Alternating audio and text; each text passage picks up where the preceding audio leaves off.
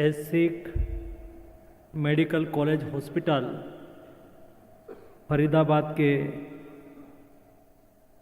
Second graduations and post graduations के हमारे student के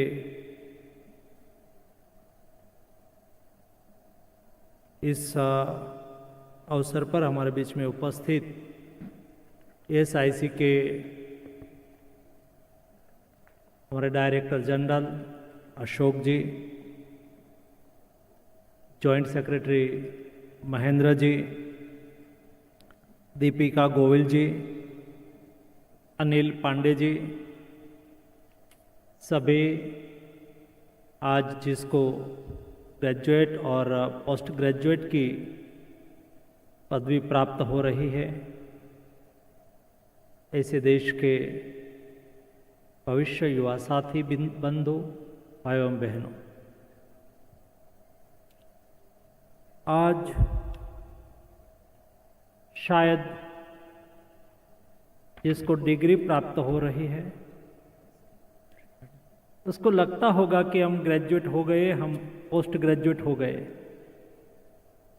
और हमारा आज पदवीदान समारोह है।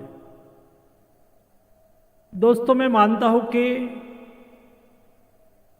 आज आपको डिग्री तो अवश्य मिली है, लेकिन आपके जीवन की दूसरी पारी स्टार्ट हो रही है। भविष्य में आपको एक नए रास्ते पे जाना है, आपको आपका उत्तरदायित्व का निर्वहन करना है, आपको आपकी सोशल रिस्पॉन्सिबिलिटी का निर्वहन करना है, आपको एज ए डॉक्टर कोई हॉस्पिटल में जॉब करेंगे, कोई अपनी हॉस्पिटल चालू करेंगे, यानी कि अभी आप आज से अपने जीवन की एक बारी खत्म हुई है जिसमें आपके पास अपार टाइम था, आप पढ़ते थे, आप एजुकेशन को कई यूथ एंजॉय करते होंगे, कई अपनी तरह से जीते होंगे, आपके ऊपर कोई जिम्मेवारी नहीं थी सिवा कि एजुकेशन पढ़ना। और आज दूसरी पारी में आपको आपका भविष्य की जिम्मेवारियों का निर्वहन करना है। जैसे आज आप यहां डिग्री लेके जा रहे हैं और आज पदवीदान समारोह में आप एकत्रित हुए हैं, वैसे हम भी एक दिन ऐसे ही यूनिवर्सिटी के कॉन्वोकेशन में उपस्थित रहे थे और मेरा क्वालिफिकेशन से मैं वेटनरी डॉक्टर हूं, तो वेटनरी डॉक्टर के रूप में मुझे भी आपको जैसी डिग्री मिली वैसी डिग्री मिली थी। लेकिन उनके बाद दोस्तों अपने अपना जीवन का एक रास्ता आपको तय करना है। मैं मानता हूं कि आप जिस प्रोफेशन के साथ जुड़ेंगे, आप जिस क्षेत्र में काम करेंगे, वो क्षेत्र को आपको समझना होगा। हमारे यहां हेल्थ की डिफिनेशन अलग है। ये देश में हेल्थ स्वास्थ्य एक कॉमर्स नहीं है, हमारे देश में स्वास्थ्य ये सेवा है। सेवा हमारा संस्कार है और हमें हमारे सेक्टर को इस परिप्रेक्ष्य में देखना होगा। जनता को आपके प्रति देखने का नजरिया भी अलग है और प्रोफेशन के लोगों के प्रति देखने का नजरिया भी अलग है। आपको देवदूत के रूप में लोग देखते हैं। मैंने कोविड क्राइसिस के दरमियान देखा है, देश में कोविड के दरमियान हमारे देश के जो संस्कार थे, हमारी ट्रेडिशन थी, हमारी जीवन शैली थी, जब शुरुआती दिनों में मैं दुनिया के साथ बात कर रहा था तो दुनिया मुझे कहती थी, डेवलप्ड कंट्री मुझे कहते थे, India is a big country, huge diversity, 1.4 billion population, poor health infrastructure, India में जितने लोगों का मृत्यु होगा उसके आधार पर दुनिया के मृत्यु का अंक डिसाइड होगा। दोस्तों, दुनिया की यह सोच थी, लेकिन ये देश की क्षमता, ये देश के संस्कार जो आने वाले दिनों में आपको उसका निर्वहन करना है, वो अलग है। आदरणीय प्रधानमंत्री जी की उपस्थिति में हम लोग बैठे थे, तो प्रधानमंत्री जी ने कहा कि हमें कोविड मैनेजमेंट इंडिया के मॉडल से करना है। हमारी भी एक स्ट्रेंथ है, हमारी भी एक क्षमता है। और देश के कई साइंटिस्ट के साथ प्रधानमंत्री जी बैठे थे, और उस वक्त प्रधानमंत्री जी ने पूछा कि कोविड क्राइसिस के सामने हम कैसे लड़ेंगे। तब हमारे देश के मेडिकल साइंटिस्ट लोगों ने कहा कि sir, Covid a new virus है, वो आगे जाके कैसा बिहेवियर करेगा वो हमें भी पता नहीं है, लेकिन हमको इतना पता है कि वैक्सीन उसका सॉल्यूशन हो सकता है। और तब मोदी जी ने कहा था कि वैक्सीन का रिसर्च और मैन्युफैक्चरिंग हम नहीं कर सकते हैं क्या? थोड़ी देर रुकने के बाद एक साइंटिस्ट ने कहा कि प्रधानमंत्री जी, हम प्रयास करेंगे। और उस वक्त मोदी जी ने कहा था, क्या प्रयास करिए, निष्फलता मेरी, सफलता आपकी। दोस्तों, यही देश के युवा साइंटिस्ट लोगों ने प्रयास करा। मुझे याद है कि दुनिया में पहला डोज वैक्सीन का 20 दिसंबर 2020 को लगा था। उनके बाद एक महीने के अंदर अंदर ही 16 जनवरी 2021 में इंडिया ने वैक्सीन का रिसर्च कर लिया, और इंडिया की 2 कंपनियों ने वैक्सीन का मैन्युफैक्चरिंग भी चालू कर दिया, और इंडिया में बनी हुई वैक्सीन का पहला डोज लगाने में हम सक्षम हो गए थे। दोस्तों, ये हमारी स्ट्रेंथ है, ये हमारी क्षमता है। दोस्तों, एक क्षमता हमारा संस्कार है, एक क्षमता को संस्कार में परिवर्तित करना है। जब आप सार्वजनिक जीवन में जाएंगे, आपके सामने कोई पेशेंट आए, दोस्तों, डॉक्टर की कसौटी तब होती है जब आईसीयू में खड़े हैं। डॉक्टर की कसौटी तब होती है जब आपके सामने कोई मां उम्मीदों के साथ, आशा के साथ अपने बेटे का इलाज करा रही हो, और बेटा मरण और जीवन के बीच में झोला खाता हो। दोस्तों, डॉक्टर की कसौटी तब होती है एक गरीब पेशेंट जिसके पास पैसा नहीं है और आपके सामने आके खड़ा हो गया है। दोस्तों, 3 स्थिति में मेरे डॉक्टर का बिहेवियर मानवीयता से भरा होना चाहिए। दोस्तों, रोबोटिक्स और डायग्नोस्टिक्स एक टूल्स हो सकता है, एक औजार हो सकता है, लेकिन संवेदना से रखा हुआ, उसके खभे पे रखा हुआ हाथ, उसका बढ़ाया हुआ हौसला, जब कोई पेशेंट सीरियस हो और उसके पेरेंट्स, उसके फैमिली के मेंबर आपके सामने खड़ा हो, आप जब उसके शोल्डर पर हाथ रख के कहेंगे, मेरी जिम्मेवारी में प्रयास करूंगा, मैं कोशिश करूंगा पेशेंट को बचाने का। जब आपके सामने पेशेंट खड़ा हो, और तब आप जब प्यार से उसके साथ बात करेंगे ना, दोस्तों, रोबोटिक्स और डायग्नोस्टिक तो आपको उपयोगी होंगे ही होंगे, लेकिन उसके शोल्डर पर रखा हुआ, प्यार से रखा हुआ हाथ शायद उसको जीने की संजीवनी के रूप में साबित होगा। हमें ये सीखना है, हमें हमारा जीवन का मंत्र बनाना है। जब मैं हेल्थ मिनिस्टर था और बात चलती थी हेल्थ को एक्सेसिबल बनाना है, और हेल्थ को अफोर्डेबल बनाना है। सरकार आयुष्मान भारत योजना जैसी स्कीम तो चला देगी, 60 करोड़ लोगों को हेल्थ सिक्योरिटी दे देगी, उससे काम पूरा होने वाला नहीं है। काम पूरा तब होगा दोस्तों, और मैं मानता हूं कि यहां फैकल्टीज भी बैठी है, यहां ग्रेजुएट भी बैठे हैं और यहां अंडर ग्रेजुएट स्टूडेंट भी बैठे होंगे, यहां पेरेंट्स भी बैठे हैं।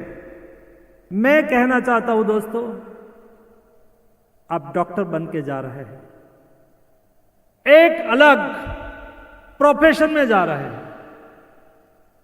जनता की उम्मीदें आपके पर होती है, और उस वक्त जब हमारे पर कोई उम्मीदें रखते हैं, हमसे कोई अपेक्षा रखते हैं, तब हमारी रिस्पॉन्सिबिलिटी डबल हो जाती है।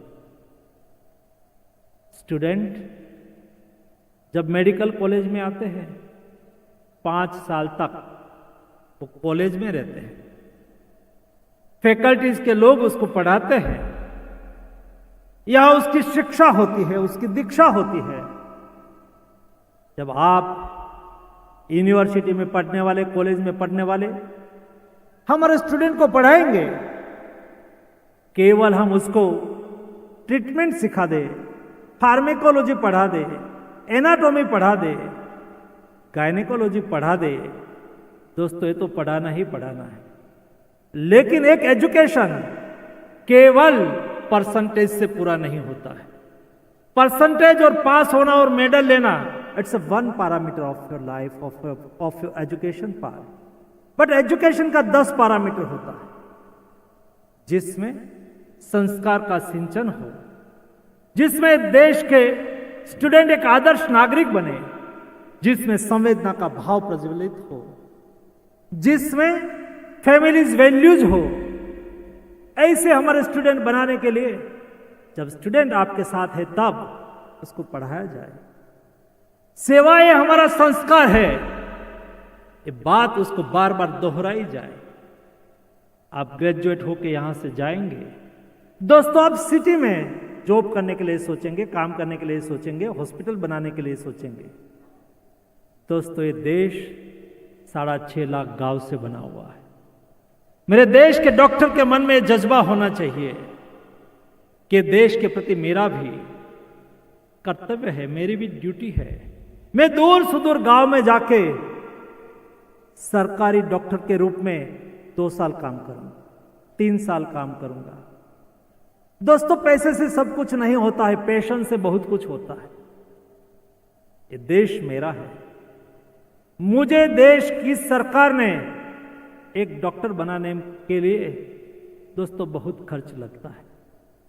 या तो आप सोसाइटी के पैसे से डॉक्टर बनते हैं, that is government money, government ऐसी की हॉस्पिटल, मतलब ये पब्लिक मनी है। ये देश ने मुझे डॉक्टर बनाया है और देश के प्रति मेरा कर्तव्य है, मेरा दायित्व है। मैं दूर सुदूर गांव में जाके 1 साल 2 साल जाके काम करूंगा। दोस्तों जब आप गांव में जाएंगे, सीखेंगे, देखेंगे, आपको जीवन जीने का, आगे बढ़ने का हौसला भी बढ़ेगा और प्रेरणा भी मिलेगी और हेल्थ एक्सेसिबल हो जाएगा। और हेल्थ को अफोर्डेबल करने के लिए केवल सरकार सारी योजना चलाए जी नहीं। मेरे पास पेशेंट आए हैं, हम एथिकल प्रैक्टिस करें। हमारा एथिकल बोर्ड में हमारी कंप्लेन कभी भविष्य में नहीं जानी चाहिए। जनता का आपके पर अपार विश्वास और श्रद्धा है। मैं कोविड क्राइसिस के दरमियान देखा है, कई जगह पे मेरे पास अनएथिकल प्रैक्टिस की शिकायत आती थी, मुझे दर्द होता था, क्योंकि जनता डॉक्टर को देवदूत के रूप में देखती है। कोविड क्राइसिस के बाद और कोविड क्राइसिस के दरमियान भी हमारे कई डॉक्टर ने अपना प्राण गंवा दिया। दोस्तों मुझे भली भांति पता है, जब डेल्टा वेरिएंट चल रहा था और डेल्टा वेरिएंट के बाद WHO के साथ, दुनिया के कई कंट्री के साथ हमारी लगातार मीटिंग चलती रहती थी। दुनिया मुझे पूछती थी, आपके यहाँ डॉक्टर ड्यूटी पर आते हैं, आपके यहाँ नर्स ड्यूटी पर आते हैं? तो मैंने एक बार एक डेवलप्ड कंट्री के हमारे एम्बेसडर को कॉल करके पूछा कि आपके देश के साइंटिस्ट के साथ मेरी मीटिंग हो रही थी, वो मुझे पूछ रहे थे कि आपके डॉक्टर ड्यूटी पर आ रहे थे, ऐसा क्यों पूछते होंगे? तो उन्होंने मुझे कहा कि यहाँ डॉक्टर्स अपना जीव बचाने के लिए 1 महीने की 2 महीने की छुट्टी ले ली है, नर्स ने छुट्टी ले ली है। हमारे कई डॉक्टर ने अपना प्राण गंवा दिया, कई नर्स ने अपना प्राण गंवा दिया, कई पैरामेडिक स्टाफ ने अपना प्राण गंवा दिया, लेकिन हिंदुस्तान के डॉक्टर ने अपनी ड्यूटी नहीं छोड़ी, तब जाके देश बच गया। ये हमारा संस्कार है, ये हमारी विरासत है। ये विरासत के वाहक के रूप में हमारे पास आने वाले पेशेंट ट्रीटमेंट पहले ट्रीटमेंट, स्वास्थ्य, व्यक्ति कैसे जल्द से जल्द स्वस्थ हो, और जब आप उसकी ट्रीटमेंट करो तब, कोई भी पेशेंट की ट्रीटमेंट करो तब आपके मन में रहना चाहिए, मेरे देश के नागरिक एक दिन लेट साजे होंगे तो एक दिन उसका लेट अपने काम में दे पाएंगे, एक दिन लेट काम पर जाएंगे तो मेरे देश का प्रोडक्शन एक दिन रुकेगा। एक व्यक्ति की प्रोडक्शन क्षमता जितना कम प्रोडक्शन होगा, अंतोगत तो मेरे देश को नुकसान होगा। दोस्तों, नेशन फर्स्ट, देश पहले, ये भावना हमारे मन में प्रबल होनी चाहिए। हमें 2047 में विकसित भारत बनाना है। हमारे प्रधानमंत्री जी ने संकल्प रखा है कि 2047 यानी कि जब देश आजादी का शताब्दी वर्ष मनाता हो तब हमें विकसित भारत बनाना है। लेकिन विकसित भारत बनाएगा कौन? विकसित भारत में हमारी सब लोगों की जिम्मेवारी है। हमें यह नहीं मानना है कि ये तो सब सरकार करेगी, प्रधानमंत्री जी करेंगे, उसके मंत्री लोग करेंगे। जी नहीं, 140 करोड़ की जनता का दायित्व है। और प्रधानमंत्री जी ने 2022 15 अगस्त को रेड फोर्ट से अपना उद्बोधन में विकसित भारत की संकल्पना को स्पष्ट करते हुए कहा कि हम सब लोग 140 करोड़ की जनता हमारे देश के प्रति अपना कर्तव्य का निर्वहन करेंगे। हर व्यक्ति जहां है वहां अपना कर्तव्य है। मैं मिनिस्टर हूं तो मेरा कर्तव्य है, मैं 24/7 जिस मिनिस्ट्री में काम कर रहा हूं, ये मिनिस्ट्री में मैं बेस्ट कैसे दे सकूं। और उनके लिए रात को 2 बजे भी किसी का कॉल आए तो रिसीव करके उसको शॉर्ट आउट करने की मेरी जिम्मेवारी है। आप डॉक्टर्स हैं, डॉक्टर्स के रूप में मेरे देश के पेशेंट, मेरे देश के स्वास्थ्य की सुविधा कैसे बढ़े, देश कैसे स्वस्थ रहे। आपके यहाँ ट्रीटमेंट लेने के लिए आए उसको स्वस्थ करना, ये तो जिम्मेवारी है ही है। लेकिन स्वस्थ भारत बनाने के लिए, समृद्ध भारत बनाने के लिए एक डॉक्टर के रूप में दोस्तों आपका सेंटेंस की बहुत वैल्यू होती है। जब आप पेशेंट आपके पास आएंगे और आप बोल देंगे कि थोड़ा ऑयल कंजप्शन कम करना है, मैं कहूंगा इतना प्रभाव उसके पर नहीं पड़ेगा। एक एडवर्टाइजमेंट निकलेगी, उसका प्रभाव उसके मन पर इतना नहीं पड़ेगा जितना एज ए डॉक्टर आप उसको कहेंगे कि आपको 10% ऑयल कम करना है। जब आप 10% ऑयल कम करने की बात कहते हैं तब फिट इंडिया के साथ जुड़ते हैं, तब स्वस्थ देश के नागरिक के साथ, विचार के साथ आप जुड़ते हैं। और जब देश के नागरिक स्वस्थ होंगे तो सोसाइटी स्वस्थ होगी, और स्वस्थ सोसाइटी ही समृद्ध राष्ट्र का निर्माण कर सकती है। में डेवलप्ड कंट्री बनना है तो हमारे देश के नागरिक स्वस्थ होना चाहिए। आप जब कहते, आप कहेंगे आपको खाना है, नहीं खाना है, तो सबसे पहले आपको फॉलो करेंगे। और इसलिए सार्वजनिक जीवन में आप जहां हो वहां केवल आपका काम, आपके घर से निकले, हॉस्पिटल पहुंचे, हॉस्पिटल में दर्दी का इलाज करा, जी नहीं। जब आपको समय मिले तब आप ऐसी सोशल एक्टिविटी के साथ भी जुड़िए जो समाज में स्वस्थ समाज के लिए प्रयास करती हो। उसमें आप लीडरशिप भी ले सकते हो, अगुवाई भी कर सकते हो। दोस्तों, आज के अवसर पर जिसको मेडल मिला है उसको भी मैं अभिनंदन करता हूं, जिसको मेडल नहीं मिला है उसको भी मैं अभिनंदन करता हूं। और दोस्तों, जीवन में कभी हारना नहीं है, या तो जीतना है या तो सीखना है। जिसको नहीं मिला है उसको सीखना है, और केवल आपको एक अवार्ड के रूप में मेडल दिया जाता है, उसको ही मेडल मत मानो। यहां अच्छी बात कही जब डीन साहब पांडे जी वो बता रहे थे, आप आपके जीवन में ऐसे माइलस्टोन अचीव करो, मेडल तो घर पे दिखेगा लेकिन माइलस्टोन सारे सोसाइटी में दिखेगा। आपकी सफलता, उसकी सराहना सारा देश करेगा। ऐसे माइलस्टोन को अचीव करके आप आगे बढ़े। आप सबको मेरी ओर से हार्दिक शुभकामनाएं। धन्यवाद।